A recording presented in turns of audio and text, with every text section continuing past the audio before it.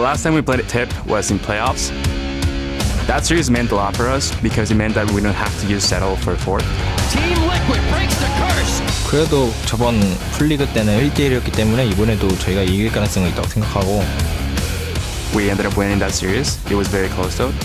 I expect a really close game. I'm looking forward to some really good duels against Impact.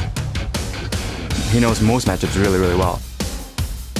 제가 좀 더 잘할 수 있다는 생각 들고 We've gotten a lot better, and we're still progressing as a team. So I think our roster is really strong right now, and it's only going to get better. 리퀴드를 이기면 좋은 모습을 보여주지 않을까 생각해서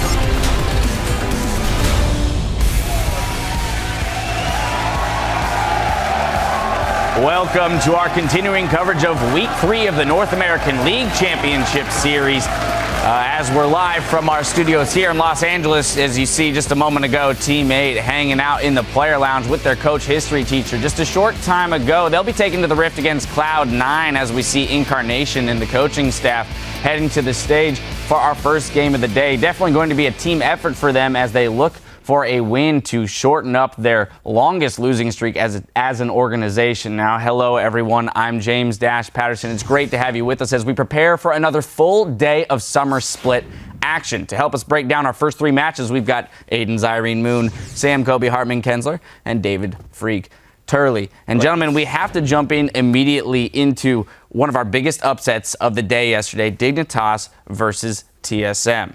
Yeah, I think Dignitas has shown a lot of improvement as a team and an organization because this is Dignitas having 4 wins in a row, something they haven't done since spring 2014. It's been a year and a half since Dignitas has accomplished this. And a lot of that is due to they went in with Rico behind them. Knowing their win conditions, they came in with a game plan and they knew what to do near the mid and the end of the game. And the capitalization that they had was a really good mark of improvement for Dignitas. So I think this is a team that, I don't know if they're contender for first place, but they're definitely a contender for playoffs and top 3.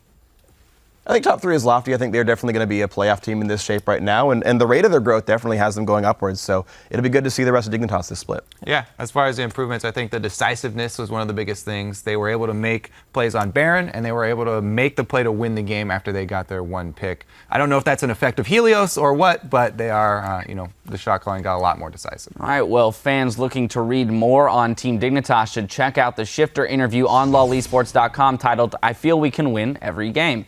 But now I want to talk about Team Impulse. Now, they had a commanding win yesterday and are just one game behind Team Liquid, setting the two teams on a collision course for our game of the week today. And I'm actually very interested in Team Impulse's growth over this split so far. Right now, I think they actually deserve to be in that contenders box that we talked about yesterday. I think they're definitely top 6, probably significantly better than that. And the thing is, even though they're only 3-2 right now, well, that's tied with TSM. They're pretty good, obviously. And the schedule's been really difficult for TIP in the first place. Their losses are to TSM and CLG, which most people consider the top 2 teams in the league in the first place. So, oh no, they lost to the top 2 teams. They're only the 3rd best team in North America, whatever. Honestly, we saw them play yesterday. They had the most dominant win we have seen it was 2013, the last time we had a perfect game in North America, and they only gave up 1 dragon. So this is one of the most dominant performances we've ever seen from these guys. And that's one of the reasons why I really enjoy watching Team Impulse. It's good to have them in the league because they demonstrate the advantages that you can gain from a quicker paced game. And that's something that a lot of other North American teams, they've kind of lost sight of. And, no North American LCS team right now is above reproach. They all have things to improve on. But I'm glad that Team Impulse are here and they're keeping the rest of the teams honest. Yeah, I absolutely love that because other teams are going up against them saying, these are our glaring weaknesses against this type of composition and this type of play style. So it improves the league as a whole when you have that type of diversity. Mm-hmm. And they're up against Team Liquid today. And Team Liquid needs to get a read on Impulse. Dom talked about the guy named Warlock, who they added. The Warlock. So Warlock. The Warlock. He cast some magic on their champion select. Because this guy, apparently he's writing down what they play and player tendencies, which apparently helps Dom with his jungle routes. But how do you get a read on something that's so random? Because when we look at Team Impulse, we're always like, what are they doing? We don't even know if they know what they're doing. So is the tendency just to be random? Like, how do you get a read on this team? thing is, that's going to be huge today. The individual plays of Team Impulse seem like they come at sporadic times and are a little bit random, but the team itself is really predictable in the way that they're going to play the game. Yeah, absolutely agreed there. And while we're on the topic of top teams, you mentioned CLG. There were a lot of fans who were hoping to see if CLG could shake off the TSM hangover. And yesterday, the answer was a resounding yes. CLG turned in a decisive win against Gravity. Once again, great start to the season for CLG. I have to say, though, their solo lanes look better than ever. Yeah. And as far as the whole thing of starting off the season great and then falling off later, I think that this new coach that they brought in, Coach Chris Blurred Limes, the most important thing he's bringing to the table for the guys is the work ethic that he's been able to instill. Just from the videos that I've been seeing, the interviews that we've seen from them, should be a good improvement for them down the stretch. Yeah, definitely agree. I have nothing but really good things to say about Counter Logic Gaming, and every split looks like this where they start really strong and they fall off. And last split, it was attributed to the fact that other teams were improving faster than CLG. CLG wasn't strictly getting worse, but other teams got a whole lot better. This time around, it looks like CLG has that upward trajectory, and it's not gonna, they're not affected by gravity in this trajectory. Hopefully their trajectory is better than Smithy's Gragas Ultimates were yesterday. Well, but as we saw yesterday, they really weren't affected by gravity. Exactly. Yes. So we'll see if that trend can continue. Hopefully they avoid plateauing. But let's pull up the standings to see how things are shaping up. In first place, we do have CLG, Team Dignitas, and Liquid. One game back in fourth is Gravity, Impulse, and Team Solo Mid. Enemy Esports starts the day in seventh, followed by Cloud9 and Team 8 in eighth place. Then in last, it's TDK. Now, as we switch to today's schedule, we're starting our day with Cloud9 versus Team 8. Following that, TSM will face off against Team Dragon Knights. A little later, Team Dignitas will look to extend their winning streak when they go toe-to-toe with Gravity. Then closing out the day, it's CLG versus Enemy Esports. Now, smack dab in the middle of the day is our game of the week, Team Impulse and Team Liquid. A lot to watch out for in that match as Team Liquid will try to fend off Xiaowei Zhao and company to keep a hold of their first place position. And the clash of the top lane Titans with Quas versus Impact should be worth the price of admission alone. Well, there comes a moment in every professional's career when one bad decision can rock them to their core. For top laners in North America, there's one common mistake that many are guilty of, and it keeps them up at night. Dear God, why? Why did I think it'd be a good idea to give Balls Rumble again? He's ready to roll it out across the whole team. They're forced to flash, but they are still getting melted. I just question every decision I've ever made in life. He just lands so many good equalizers. Throws down the equalizer on a Dyrus, and he's right there. That is how you rumble. I imagine they think like, oh, it's okay. He's got Rumble. He hasn't played in a while. But like after the game, we're like, oh, maybe we shouldn't have given him Rumble. That's the start of the fight. Zion Spartan's gonna get burned up, but so is Meteos. That is probably the worst decision I've ever made in my life twice. So I definitely am not going to make that decision a third time. Balls is one scary rumble. He can outplay you massively 2v1 situations. Now Impaler takes the hit. That's gonna be double bust over to top lane. Every time I win on Rumble, I'm just satisfied that I'm able to get another win on my favorite champion. It's just a good feeling. Balls' Rumble is the pinnacle of all Rumbles. Giving Rumble to him is definitely a mistake. They're gonna wipe down Team Solo Mid here. Bjergsen very low, can only do a few things from the outside. When you've mastered a champion that well, it's just scary. Every time I pick Rumble, I don't even think about my win streak. It just happens that I just win every time. I think it's like an extra advantage for the teams against Cloud9 because the top laner themselves are the ones banning to be like, no, I've played against this before. I'm clicking the champion anyway. It's like, I made the mistake once, not good. 2 times, okay, not good again. I'm in control now, coach or not. I'm the one clicking the mouse. So Third ban Callista. It's like, why'd you ban Rumble? I Oh, don't know, man. misclick. Well, we'll have to see in our first game of the day whether or not Rumble makes it through that ban phase. Let's throw it over to our casters to get us onto the Rift. Thank you very much, gentlemen. Hello, everyone. I am Rivington Bizen III, and with me is my co-caster and part-time life coach, Joshua Jatleesman. Yeah, make sure to not just grab meat for lunch today, Riv. There you go. See, part-time. We're loading up for our first game of battle for 8th place, or battle for 8th and 9th place between Cloud9 and Teammate, if you get it relative. For Cloud9, they are on a 4-game losing streak, which is a record for the new team, one they really don't want. Yeah, and it's hard really for any team to get used to losing, but especially Cloud9, who's been on top for so long. Because like last split, High could be a focus of a lot of the frustration when Cloud9 was losing, but now with High gone, the remaining members, they have to be introspective and figure out what's not working.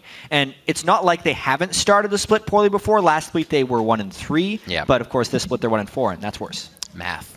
Some good math right there. On the other side of this matchup, Team 8 secured their first win of the split, even if it was a little shaky. You got to start somewhere. Yeah, the win wasn't pretty, but it still counts. They got that win in part to Slushi, who continues to be a consistent performer for them in the mid lane. But now, Team 8, they kind of need to shift their focus from just avoiding last to climbing their way up the standings. And right now, it's honestly a time to strike because they are tied with Cloud9, and Cloud9 is looking vulnerable. And it is hard to judge a team from the first 2 weeks. So Sneaky says Cloud9 aren't going to take Team 8 for granted.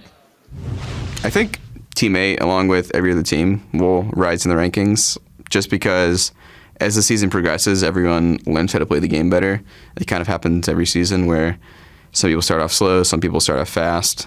I think they'll catch their stride soon. They should be a strong team. No one to underestimate. Yeah, maybe speaking a little bit from experience, some people start slow, some people pick it up because Cloud9 has been through it before, and both these teams need to pick it up right now. But everybody will rise in the standings. In wins, sometimes. Guarantee that, yeah. Let's check out the starting lineups as we get into this one and see who rises in the standings in this victory. Blue side, it's going to be Cloud9 to start. That's Balls in the top lane, Meteos in the jungle, Incarnation in mid, Sneaky at AD carry, Lemonation at support. And their opponents today on the red side, of course, is Team 8 with Cali Trolls in that top lane, Porpoise in the jungle, Slushi mid lane, Nien his second LCS week with the team on AD carry, and Dodo on support. So what can Cloud9 do to stop the bleeding? What can Team 8 do to continue the wins here? Nien said yesterday he's trying to focus more on himself personally because, the team has already been there. They've kind of grounded themselves with their structure. He wants to be able to fit into that better as a player. Well, we know Team 8's game yesterday was pretty messy in a lot of ways, but they ended up winning it by getting team fight after team fight victory. So the key thing here for Team 8 is kind of to neutralize this early game or maybe even get a lead because specifically if Nien gets the lead or stays even, that's when they found wins. Cali Trolls having lead hasn't necessarily led to victories. So I think a lot of it for Team 8 has to do with either neutralizing or having an advantage in their bottom lane. And I'm sure Team 8 is saying, what a time to be playing Cloud9. Rumble ban. Victory to come here with how far they have been falling down. And Rumble's the first one out. They don't make the same mistake. They are right on board with Zion Spartan in that mindset. LeBlanc and Hecarim also banned out. See Cali Trolls. Actually, just a lot of Hecarim in general yesterday was wreaking havoc on the Rift. Absolutely. History teacher. Knows the history of Balls' 17-0 LCS Rumble score. He does. Also banning away the Rise, so double top lane bans thus far for Team 8. See if the Alistar Kalista get through here has been pretty big priority as well. The Sivir, however, is going to be knocked out. We've seen the utility that has brought to teams from behind, able to re-engage fights, get the picks they want. No Sivir for either of these teams to start off day 2 here in week 3. We keep talking about what a crazy patch this is for Champion Select, only because there are so many power picks. Sometimes I actually don't like watching Champion Select when there's so many power picks because they're just, well, I guess this is up. Gragas, he's the jungle guy. And they first pick it right there. Because only some of these bans can be considered strategic. So the Sivir ban, even though she is a bit of a power pick, can still be considered a strategic ban. For sure. Sivir either sets up or disengages team fights pretty much better than any other AD carry. I know Varus and Ashe can get it with the crowd control early, but the move speed in general is fantastic for Sivir. And considering Cloud9 actually had some very poor team fights yesterday against Team Liquid, they don't want to allow Team 8 with Sivir to kind of just run into them and force team fights that Cloud9's not ready for. So that's the one nice ban I see out of this. Really select. Kind of highlighting that organization Cloud9's trying to find within Incarnation in the mid lane, within the 5 members of their team now. So far, the Gragas can kind of pick some out. put some into a position where Incarnation can pick them off with the rest of the team. We'll see how much more chaotic they can make that composition or how much they can synergize with it. The other side, pretty nice pickups. Porpoise looks like he's going to be a nuisance in the jungle. New pickup there, and the Alistar coming in for Dodo, so they definitely have the ability to go late game fights. Yeah, and quite honestly, Team A could be going for a very similar team comp to what they had yesterday. Yesterday they ran the Nunu jungle with an Azir mid lane and a Jinx AD carry, so he had two pretty blood boilable targets. With the Rek'Sai still up, it kind of just goes to show the teammate is looking for a more team fight focused, jungle control, and most importantly, a strong front line to maybe control these team fights, which they're hoping this game comes down to. Yeah, the Alistar has also been huge throughout this entire young summer split, pretty much across all regions. A lot of that has to do with supports doing more and more roaming early on in the game, and Alistar is just kind of unmatched with those early ganks, not to mention once he hits 6 for turret dives. Ooh, Karma support for Lemon Nation. All right. So Lemon Nation has actually been spamming this Karma support in solo queue. While doing who played it. I was trying to draw in my brain as why I'm silent who played it recently in another region, but I can't remember. Maokai also picked up. It definitely happened though. It did. I guarantee that. I know they didn't get the win on it, but we'll pass over that for now. Going to be an interesting bottom lane for this. Lemon Nation likes to be a nuisance. If that Karma's not Incarnations, then he's going to be able to go into the jungle, pretty much provide a lot of damage if they try to get that lane swap in from what he likes to do and likes to be the nuisance of his own. Bard still up on the other side as well here, seeing teammate put the composition together. Will Dodo play that? But where would Alistar go, guys? Where would Alistar go? Where would he go? Come on. I'm sorry. In the jungle. It's time for top lane Alistar. Bring it back. This just in. He can now punch people after his auto attack. He actually can't, so he's definitely a support. Looks like we're probably seeing another Smite TP Fizz in the top lane.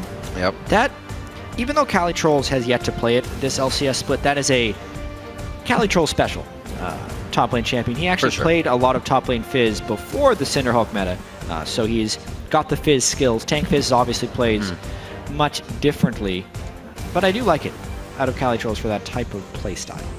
Speaking with a few of the members, Cali Trolls' champion pool is much more talked about amongst the team before things are actually played. It's kind of discussed. The team wants it as well. It's not going to be, we'll try this and go off these strats. So, team on board with the Fizz.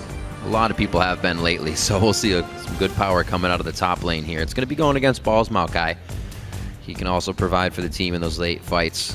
So Meteos gets big on the Gragas. Slow picks coming in here. I was wondering if we would see a Varus. Incarnation explicitly said he likes to be aggressive in the mid lane. Now he can do so. We've seen a lot of regions. Recently, Pawn wrecking face with some Varus in the mid lane. So let's see if we can get it here in the Really nice. Really nice poke mid laner as well as a cleanup AD carry. And substantial shielding that can come through from Karma. Should be really fun to watch here. We've seen Incarnation practicing a lot of the meta picks throughout his time in North American solo queue. A lot of that has been Azir, which unfortunately for Cloud9 they've picked up 2 losses on.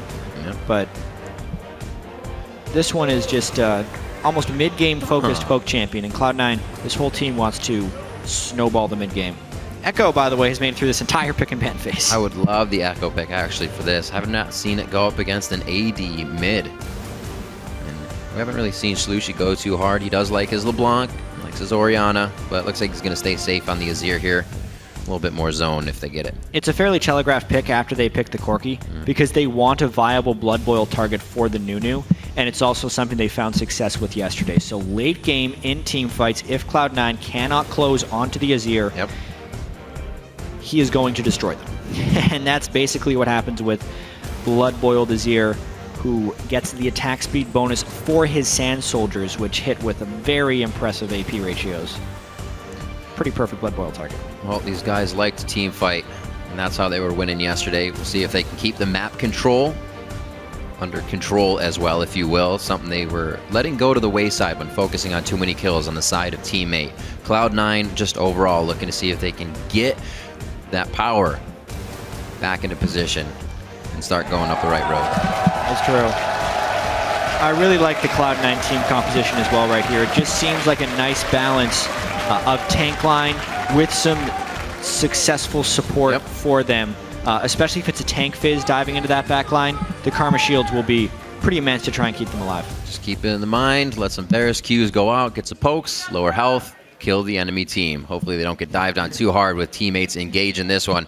Now you've got to look at the comps. Head over to Twitter and send hashtag C9win or hashtag T8win to @LOL Esports, and we'll be tallying those up throughout the game already into week 3. The summer split's going. This year itself has gone by so fast, and we've already had an amazing amount of action, and it's only going to continue all the way up till another week 9. Right now, we're going to get onto the Rift. Cloud9 versus Team 8. Cloud9 looking to stop the losing streak. Team 8 looking to get another win here.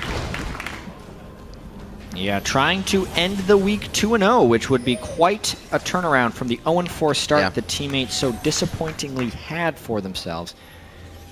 Neither of these teams have had much joy in this split, though. It's going to be difficult. Both found a struggling win, if you will. Cloud9's came after TSM was pretty much mashing them into the ground, and then they were able to pick themselves back up. Teammates, they had to really fight, and even had a few mistakes where Nien would get caught out in the middle of the game, and they'd have to fight back to get their lead. So something that keeps happening for Cloud9 is they are actually falling fairly far behind in the first 15 minutes or so of the game. I mean, even against Team Liquid, by the time 17 minutes rolled around, they were down 3,500 gold.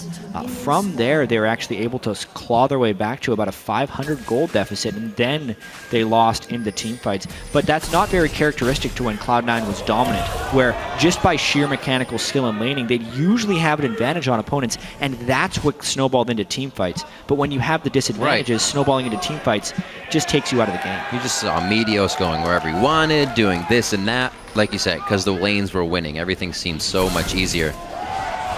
Boom! Third shot. Just being a bit of a bully. Calitroll should be able to come back to the lane just fine. Yeah, trying to delay his recall as long as possible because they're expecting some type of double jungle start from Calitrolls, and they want to make it so he cannot make it there. However, this is really interesting, actually, because teammates been able to make it into this side of the jungle, not necessarily spotted. It is a suspected invade. Yeah. But at the moment, teammates going to be able to get this red fairly cleanly. Do it right quick. No ward to see Dodo or Nien on the way out here. Be a little bit of cat and mouse, but he just makes it away. Meteos is going to find just a little guy. Yep. Interesting start. Yeah. See how far Porpoise can actually get with this. Porpoise is going to regret not taking that little guy because there's about a quarter of the experience of the entire camp in just one of those small camps. So he ended up handing out over that experience to Meteos at not much cost. And Meteos will still be able to get his blue buff, which is the main buff that matters early game for Gragas. So buff-wise, technically, teammate can come out ahead. But experience and gold-wise, it actually doesn't help them very much. Balls did make it to the top lane first, so he starts to clear a bit here. Should have a lead with Wolves under his belt in that experience as well. As Incarnation starts to take a bit of aggression here from the mid lane. We'll see how he fares in this one. Like I said, he himself said he wants to be able to be aggressive. But that hasn't really helped the team in the early game. He actually shies away from the aggression every so often. Doesn't want to be the guy to fail. That's a big stress to have on your shoulders. Yeah. There's a lot of stress on a lot of these guys, especially with the early struggles that they're having. Your Meteos talk about being behind when High was on the team. It didn't feel like they were behind. They always knew what to do. Now it's kind of a moment where they're stuck, and the decisions they make may not be the right ones. Yeah, all this stuff takes time yeah. For them to eventually improve. But right now we actually get to see Meteos knowing he's going to have a level edge on Porpoise because of the way the early buff started, trying to get in a little bit of harass. Maybe even would love get that himself a red buff. But in order for this to happen, either Incarnation or Balls has to be able to shove up the lane and then make the rotation down. Otherwise, it's far too risky of an invade. He's got a shove onto Cali, but it doesn't look like it's going to be enough.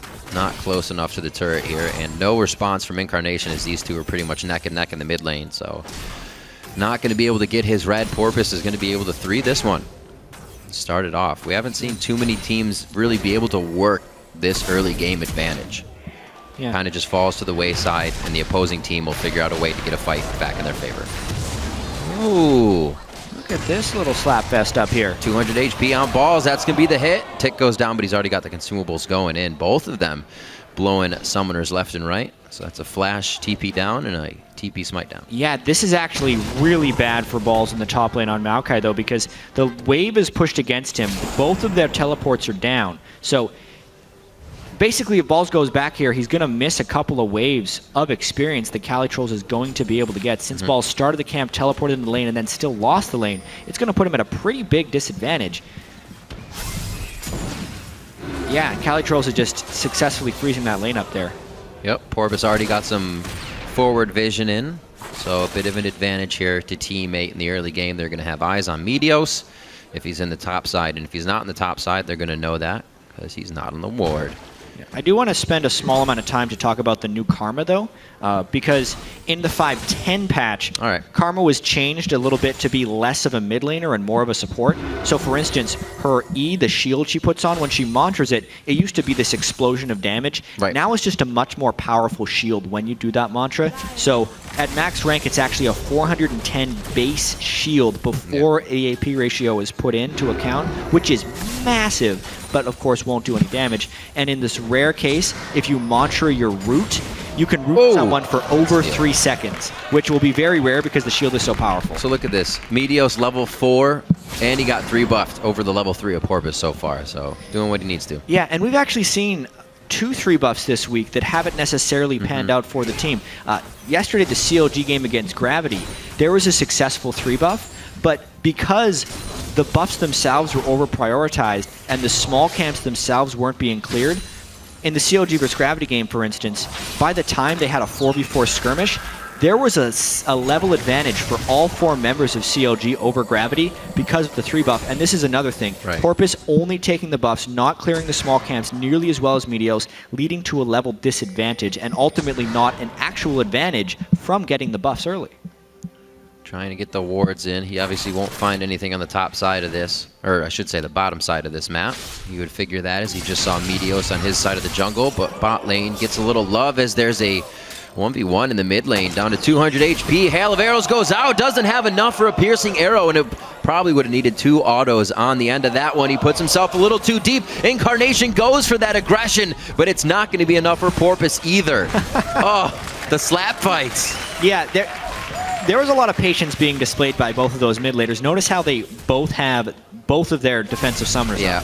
Flash heal and flash barrier. They just knew there wasn't legitimate kill threat from either the Nunu or the Varus themselves. Smart of them to hold on to their summoners. Just a big game of chicken, basically, trying to burn a summoner that both those guys were playing. They held it. I think they pretty much ran face-to-face into each other on that one. We'll see who wins on the next one. A great game of chicken indeed. Meteos to clear Raptors. We'll see here where he heads with this. Get some clearing on the map as well. Already used the sweeper once, so Sneaky gets bounced off his rocket. That's too bad for Sneaky, actually. Mainly in the Jinx versus Corki matchup, you have different item timings. The Corki wants to start rushing his Trinity Force components, whereas the Jinx wants to rush a BF sword. Sneaky had the BF sword, and that recall is going to delay it. But now we have a dive onto balls. Missed the fish. Whether he's on Rumble or not, definitely very hard to dive this guy in the top lane. He's able to get out. Good twisted advance at the right time, saving some HP. Getting his rear out safe. Yeah, even if the fish landed, level 4 Nunu with a Sightstone coming in to assist that gank really isn't much. But nonetheless, it goes to show Calitrolls did have the edge in that lane. Maybe forfeit a little bit of it early on. What's interesting is he has the TP Smite, but he is foregoing an early Cinderhulk completely. Going straight into Trinity Force Fizz. That's a good point. That's fun. Shifting Sands, Emperor's Divide does not get the range on Incarnation. It would have put him right in the turret range, and that is an error from Slushy, and a first blood for Incarnation. Yeah, that Emperor's Divide's a tricky skill right there. Slushy thought he was in range to knock him back. It looked like he was going to be in range to knock him back. But ultimately, when he all-in like that, did not land the ultimate. It just kind of set up an easy kill for Incarnation. There it is. Incarnation smiling with the Faker and the pawns of the world, playing Varus in the mid lane. Get it! A smiteless invade for the blue buff steal. Meteos actually punishing Porpoise pretty heavily. Gragas versus Nunu this game. He got angry. Usually it's the other way around. Usually Nunu's having his way with your jungle. You took my red buff. Coming at you. Took my red buff. I'm taking everything you ever owned. Scuttles as well, owned by Meteos in the mid lane. Meteos Industries taking over. 9 minutes on the clock, and it looks like a good lead. You were talking about Sneaky wanting to back. It's because he has a 20 CS lead. At that point, he was already 1,800 gold, and he even put it up to a few more CS. And instead of boots, he went for the pickaxe too. So they're going to win just about any trade in that bot lane. Yeah, very nice. Nian's sitting on 2,200 gold. Ultimately, I imagine he's waiting for a Sheen and a Phage, which, no, he's going back right now. Wanted to go back. So close. The timing itself, as far as Miss Minions, won't be bad, but yeah, he just, Nian's considering. He had the Phage, and he's like, nope, I want the Sheen. Sheen and the Health Crystal? Yeah, that makes the most sense. Yeah. For immediate damage in the lane. But don't you just want to buy the Mana Crystal and the ability to... He wanted both of them. Why not? But he didn't have enough money. Oh, that buy hurts. That's good, though. His works out. He definitely went for the damage and the Phage. I like it. 85 to 15% here. Teammate really working against the vote as much as they can. More forward pushing here by Teammate. They want to slow down Meteos just a little bit. He's been making things way too easy for the rest of the lanes. Hey! This may be the point they get it here. He's going to body slam out, chum the waters. Slushy can't get into range for any more than just sand soldier damage. Easy to say.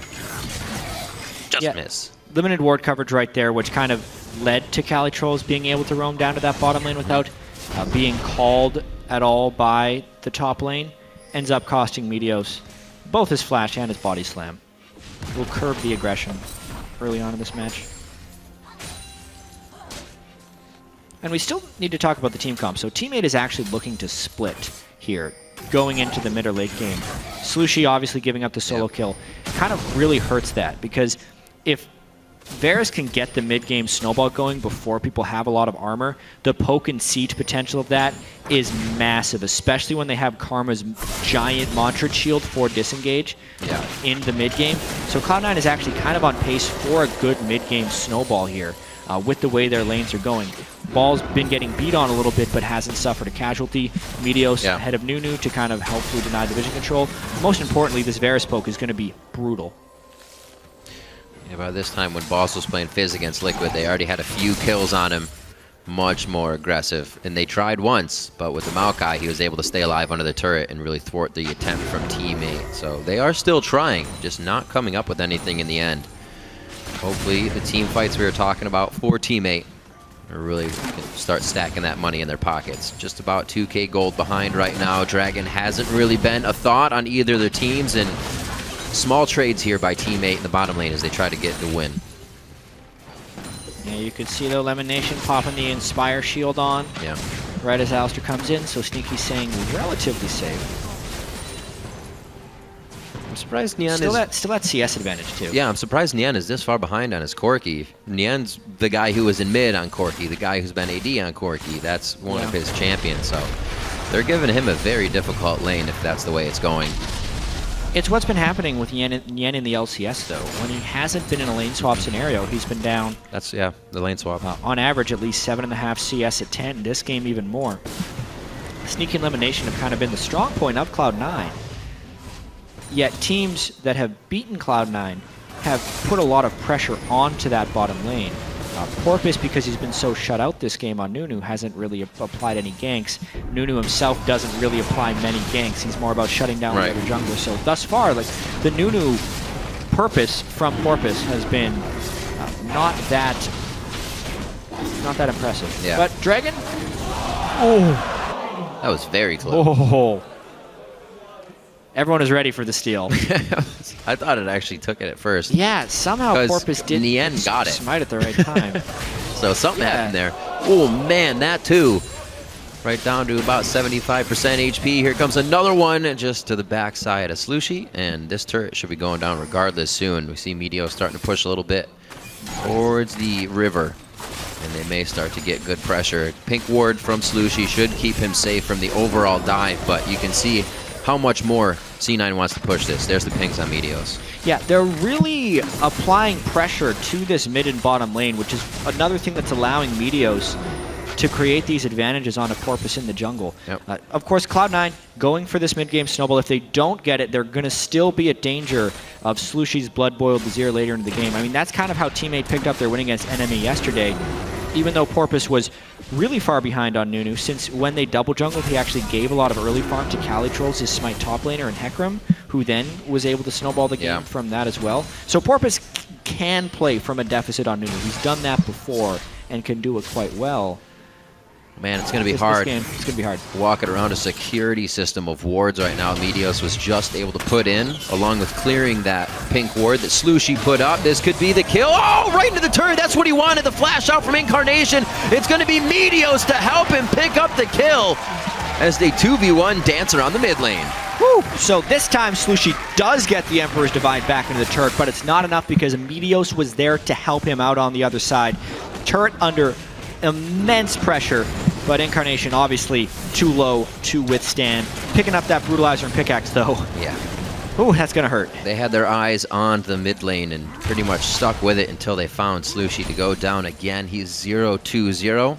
Like you said, those summoners are blowing on him, so it's gonna be harder for anything to happen for Team 8. A little bit of a breather here for Cloud9. They're pretty happy with what just happened, and they took bottom turret in that instance as well with the pressure that Sneaky and Elimination are putting on. 142 to 118, just cause. He wanted to steal it. He's close. Couldn't steal it. They need to go back to base as well because Corki just hit his Trinity Force item timing, and Sneaky needs to match that with an Infinity Edge. Being able to kill that turret, though, just kind of goes to show the superiority that Sneaky and Lemon had in that lane. Jinx Karma versus Corki Alistair. Every time they kind of, I wouldn't say bring something new to the lane. We've seen things before, but the way they play it on the LCS stage, now the Karma Jinx for this split, it just kind of takes people by surprise. Nien and Dodo not having the greatest time in that bot lane. Have finished the Trinity Force, as we were saying. But Lucidity Boots here for Lemon Nation to keep that harass on as they were in the lane. There's a lot going on in this game as far as Cloud9 being able to dominate the mid and bottom lane. But I'm really curious as why Calitrolls has a Smite top laner and no Smite item going Trinity Force first. Because if he wanted a combat summoner, he could have won the lane with Smite Teleport. He would have killed balls in 1v1s if he... Sorry, not Smite Teleport, with Ignite Teleport. Right, okay. Like a Hecarim would do if he's going to go almost had me. with the Smite or the Ignite. Yeah, sorry about that. Very good. But because if he's going this Smite Teleport thing, the reason that's good is when you get challenging Smite, it's like a slightly weaker Ignite on a shorter cooldown, and you can use it to duel people consistently. Yeah. At this point, he's only going to have that Smite item really late into the game. Maybe he's not even going to go Cinderhulk. I just think it's a weaker early game strat where he could have had an early game advantage. Dive number 2. They try once again. They are going to have a third member here. This is where Calitrolls can start to get himself a little bit back into the game if they hadn't got enough already. That one goes over to Nien. They do get the assists in, but a lot of resources to the bot lane for what's happening top. Yeah, the question is how much is that going to cost them? Yes, they picked up their first kill of the game onto balls, but what does Cloud9 get after it? Teammates not even getting their first turret, whereas Cloud9 is picking up their fourth thanks to that roam. If you're running an analysis after that one, definitely not worth. No, hashtag not worth. It happens, even if you say it in chat. Minute and 30 onto Dragon. This preps nicely for Cloud9 to have time to set up more wards and play this one methodically. They haven't gotten themselves into any trouble just yet. That kill coming only from the bot lane because Balls was kind of left out to dry there. Not much anybody could do about that. Teammate knew that. Right onto Slushy, looking for the big one as well. Right back into the turret. Didn't actually get as much distance as they wanted. It may save his life. Oh! He's got just about 10 HP. And the absolute zero zones out the fight just enough, but he stays in range for the piercing arrow. One more coming from Incarnation before he hits the ground. And now they're on Elimination. He puts himself back in the fight, so hopefully Sneaky can get away. But somehow Teammate has found the fight. They call me wrong. Cloud9 did go too far, and they overstayed their welcome to get aced on this fight. It's only going to take a bit more. The big one hits, and he's going to get chomped down by the Wolves. Far too far on the chase to get a Slushy kill.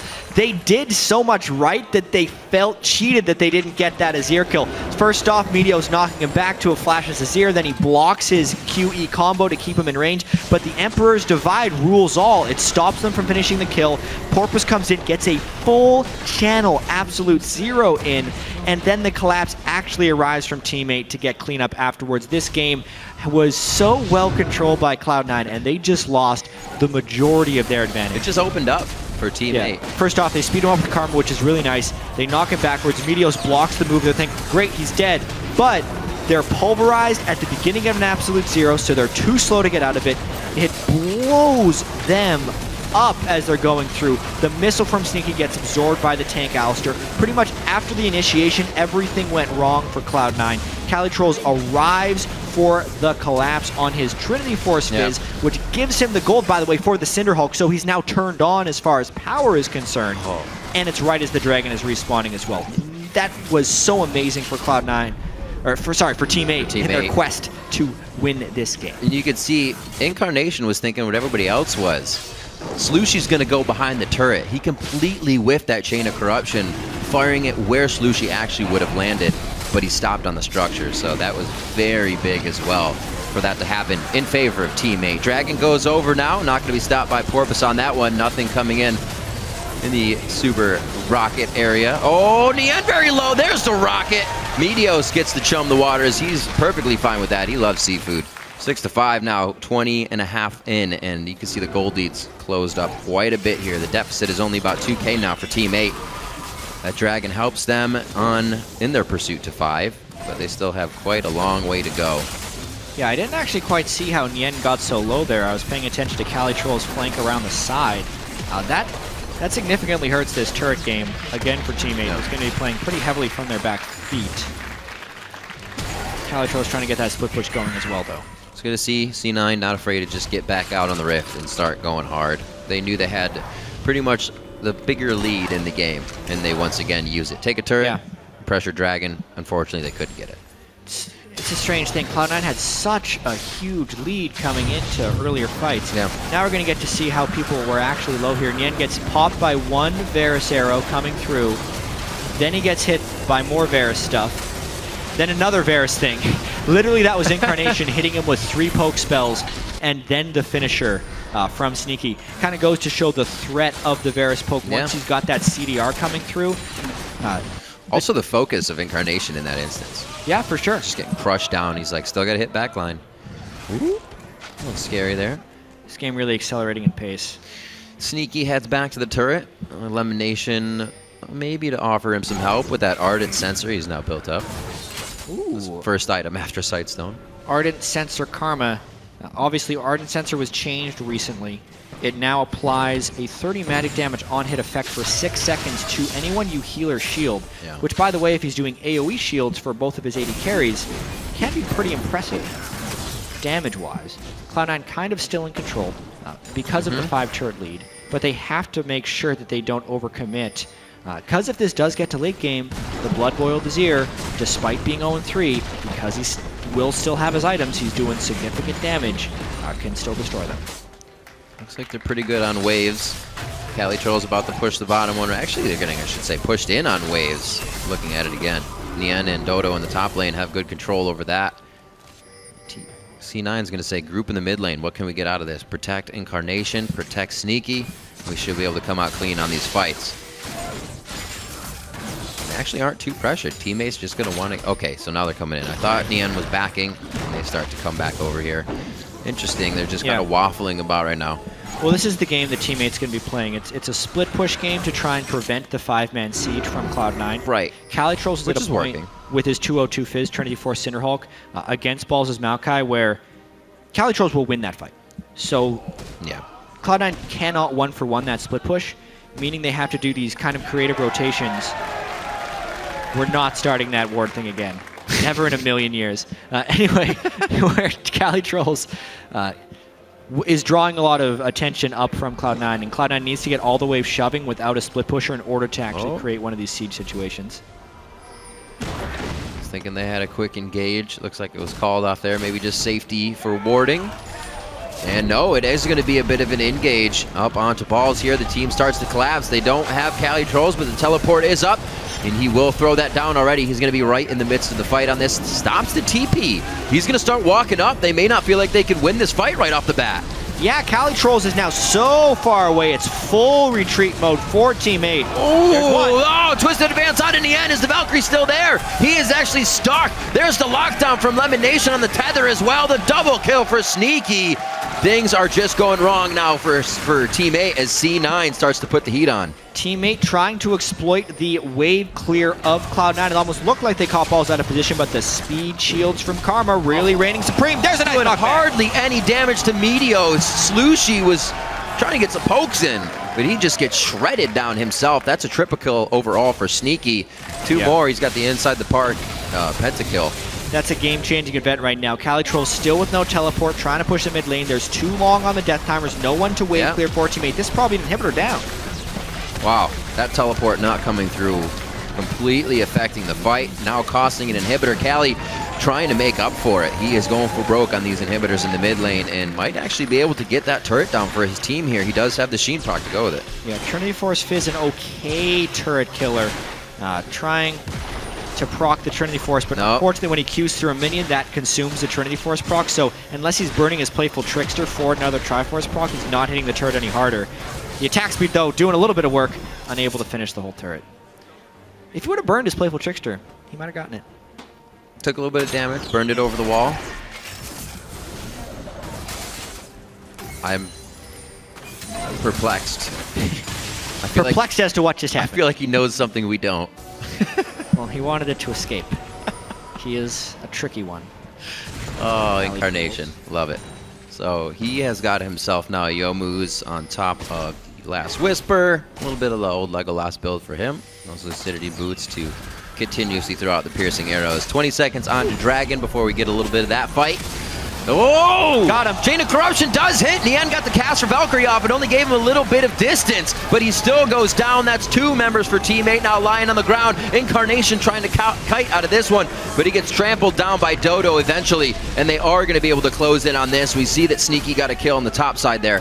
They don't even want Dodo. Great focus, great call to go for the turrets. And I love the confidence from Incarnation there to instantly flash ult onto them right there, because that will grant them the second inhibitor, maybe full control of the game, and that's not a play Incarnation would have thought to make earlier on in the season because he didn't want to be the one to mess up. Nope. This time, he's the one to make the play, and it grants Cloud9 a good edge. They all follow through on that one. Communication Porpoise better hurry. At least on point for the time being. We do know the late game to be where Cloud9 can make some mistakes. Here looks like they're going to actually pick up one more advantage. The twisted advance. He's not going to be close enough. Oh, he steals the dragon. Porpoise gets out though. I don't know if anybody's going to be able to chase but Meteos.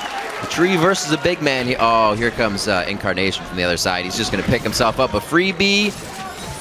Here's a gimme. Bloop. Gets him down. Bullseye. Bullseye.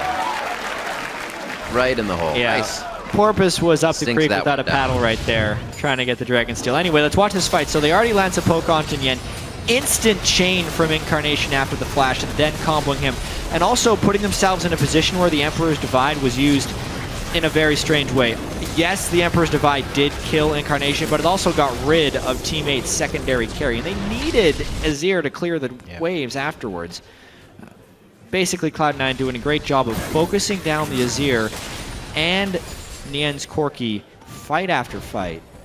But mainly it's Cloud9's aggression this game, specifically Incarnation's willingness to be an initiator on the mid laner, which is, it's a factor that Cloud9 has been so used to playing with, having a mid laner who's willing to initiate, and it kind of needs to be there for Cloud9 to succeed, I feel like. And it looks really good with them 5-8. Oh, ball. Nope, Meteos, look out. Balls does go in onto Porpoise. It's a very kind of tempered fight here. No, Dodo, however, in from the backside, really heats things up. Lemonation goes down immediately. No more shields from him. Slushy gets taken out, so he cannot help control the zone now. Calitroll still has a good amount of damage, but Sneaky has the peel. He has the kite. He has the quadra kill. 17-9. Cloud9 going for the last of the base. Great positioning, that fight by Sneaky in particular. The rest of the fight was a whole bit of chaos. It looked like Meteos was trying to body slam to finish off the Raptors, but he killed them all, so his body slam took him right through the camp. Or it was all a brilliant plan for Cloud9 to get an ace and try and push in and end the game. Sneaky, the ruse of ruses. Kills it quick. Porpoise doing what he can, get a nice blast onto Sneaky, try and slow down that attack speed, but it's not going to help too much. You can still see he has an ample amount of damage. One Nexus turret goes down. Minions pouring in the base of Team 8 here as Cloud9 get a huge win on that fight. Yeah, I want to see the start of that fight again. That was That was an interesting one right there. If anything, it was an opportunity for teammate to try and come back into the game because Slushie wasn't immediately focused. They had good initial hits, but the long fight just went to Cloud9. Yeah. The double threat. Let's see it again. Yeah, so watch this. Meteos, he like smite barrels. Yeah, like he didn't even body slam into a person. If anything, he was going to go into a Nunu. Anyway, the Absolute Zero zones out for a little bit, and Dodo comes around with a pretty nice flank. Slushie then goes over the wall. He got off a tremendous spike there, but because Sneaky was positioned up top with his miniguns, not only can he solo out in the end, he can then turn his attention to the rest of the team. Heals to get the extra move speed after getting excited. Some crit rockets come in at some pretty opportune moments, and he just crushed them all. Because Incarnation got wiped out right at the start of that fight. Been a few times where they can take or lose him and then keep going in the fight. Chain of Corruptions hit Callies. There's the zap as well, so they have full vision. Piercing arrow just off on the side. Shurima's legacy is going to give a little bit of room to Team 8, but not Slushie. He is invaded completely by that zap. Right onto Callie Trolls. Arcane Smash takes him down as well, and Cloud9 is not stopping. Anything that's in front of them is getting taken down right now. Only one Nexus turret remaining. The Azir wave clear is gone. Yen trying desperately to spam rockets. I don't think it's going to be enough. Not long for this world is that Nexus of teammates. 19-9 as Cloud9 come out with a pretty confident win here. It looks strong throughout. Meteos holding down his own jungle after being hit in the early game, and everybody came up for the victory. 21-9, 31 minutes in. Cloud9 take down Team 8.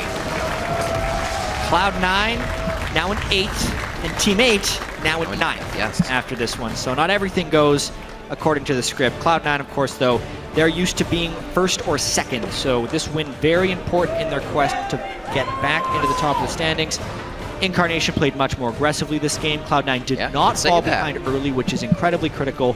They had that one pretty big misstep in the mid-game, but then quickly recovered, which does fall down to the shot calling as well as the team synergy to not turn on themselves afterwards.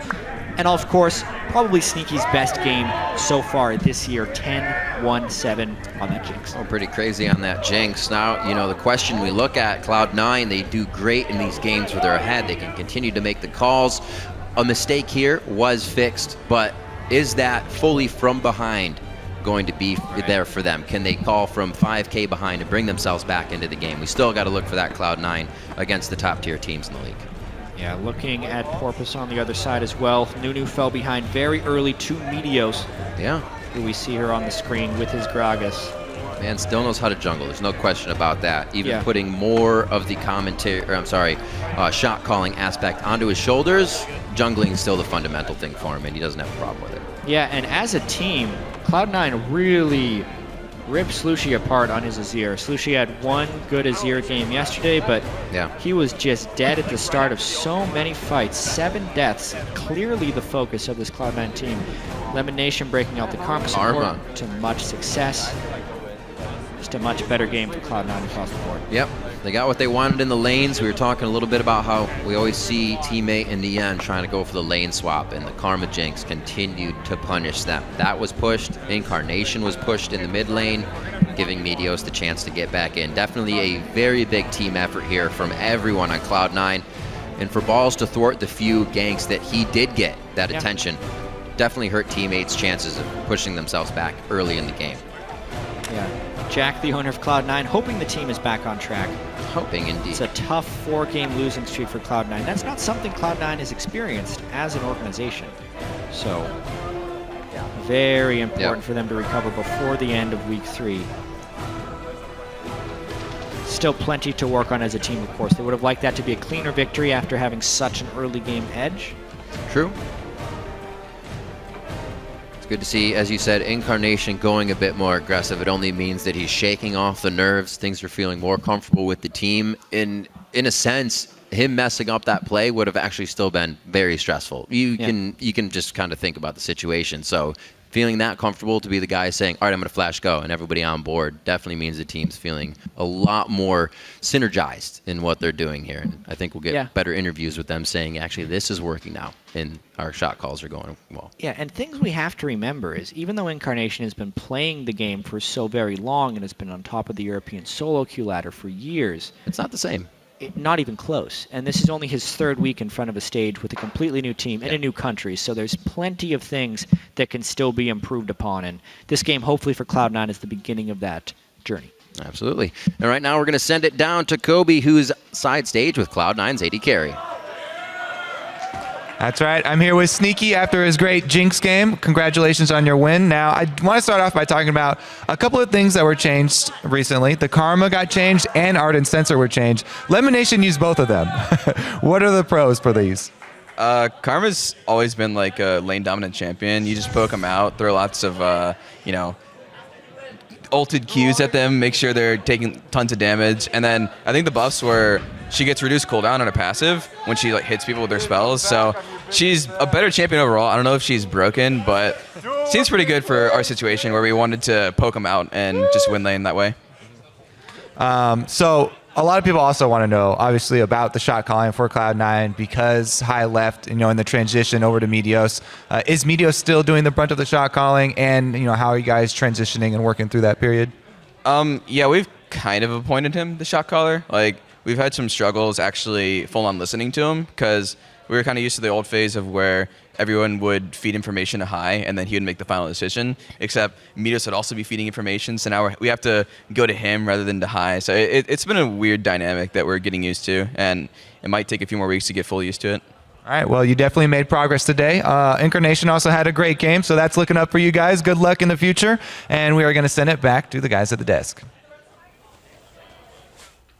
Thank you, Kobe. A much-needed victory there for Cloud9 for them to kind of get themselves back on track.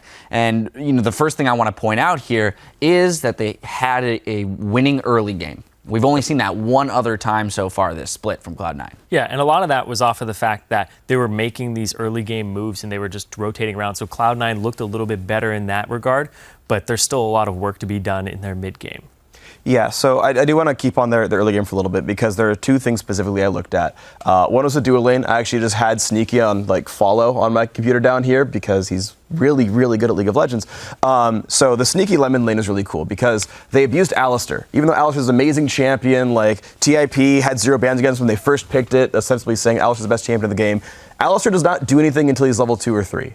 So the first wave gets cleared and Cena doesn't push it. They go wait, minion for minion, minion for minion, and then as soon as the second wave shows up, they both walk forward and say, Alistar, you can't engage, we're 2v1ing you. And immediately Nian and Alistar just run away, Dodo, the other guy, run away and have to hide for 4 consecutive waves. And Cena never lets up. They're always playing the poke game. They're never getting engaged upon. And so the way they play the lane was super good and they keep it up. The reason this works is because Meteos is completely holding down Porpoise. Even though he gets 3 buffed, Meteos is ahead in gold the entire time. He even steals camps away, and there's never any threat of a Nunu gank working. And even though C9 are zoning them out, they're not pushing into the turret. They're not in flash pulverized headbutt range of getting killed either. So the entire way they're playing this dual lane and building this huge advantage is played pretty much immaculately from 2 different spots on the map. Yeah, and the fact that you talked about the jungle there, C9, the games that they've lost so far, a lot of it had to do with jungle pressure in the lanes. When there's a Nunu on the enemy team, it's the first time that Cloud9 has to deal with a Nunu on the enemy team. It was actually a boon for them because they're like, oh, this Nunu's not going to show up and be like a Zac, a Zingy, or a Rek'Sai that shows up and crushes our bottom lane. Sneaky got a CS advantage. He was able to transition that. And this is something that I do want to go over and look at Team 8 for a second here. Because Nian, he has not had a CS lead at 10 minutes yet out of all his games so far.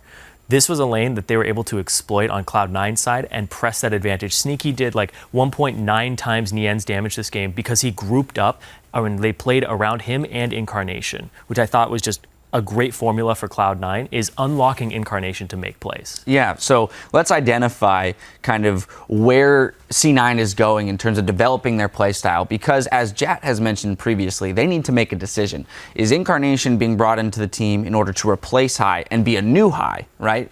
Be the initiator, be kind of a leader for the team, or does the team need to readjust around Incarnation? And here, he seemed to have stepped up, being the initiator very often with those Varus ultimates. Yeah, so there's 2 ways to look at a player. So one is the impact the player has on the team and the impact the champion has on the game. And as far as initiating, I agree. The first time we started talking to Incarnation, he says, I want to be in people's face. I want to make plays. I want to do big things. And AP Kaga is good, but he's not exactly that. I mean, sometimes it can be, but him playing something a bit more engaged focused like a Varus, and, if he wants to start playing the Dianas or the Victors of the world where you're kind of in the thick of things, that seems to be sort of a good place for him to be. And the fact that Incarnation is getting better every single day. He faced up against Slushi, who was pretty much like the best Force of teammate all last split, and actually is like a well-respected mid laner. And we have Incarnation winning lane against him. Like, okay, cool. You won a lane that's supposed to be pretty close against a good player. Finally, Incarnation's starting to do good things. This is all a bunch of good signs for C9. Yeah, the Emperor's Divide was really heartbreaking there, where it didn't push him back. I was like, what could have happened in that universe where it actually hit? Screw my pen. Anyway, what would have happened where that would have hit? What would Incarnation have done? He probably would have flashed away. He wouldn't have had that later. So Slushi's misplay there really opened up the game for Incarnation, and that they didn't leave up the pressure there. They were just like, let's keep going, let's keep fighting. And then Meteos shows up mid, and they played around mid lane. And I think this is going to become a winning formula for C9, is unlock the bottom lane, have Meteos camp around those sides. Because it used to be go top, camp for balls, unlock balls for TP plays. Yeah. Now I feel like playing around mid and bottom is something you're going to have to get used to, because it seems to work. Yep, it'll be very interesting to watch how they develop the champion pools in terms of unlocking that bot lane as just a straight up 2v2, so that Meteos can pay more attention to the mid lane and helping Incarnation out. Don't go anywhere though. After the break, we'll see if TSM can tame Team Dragon Knights. North American LCS returns after this.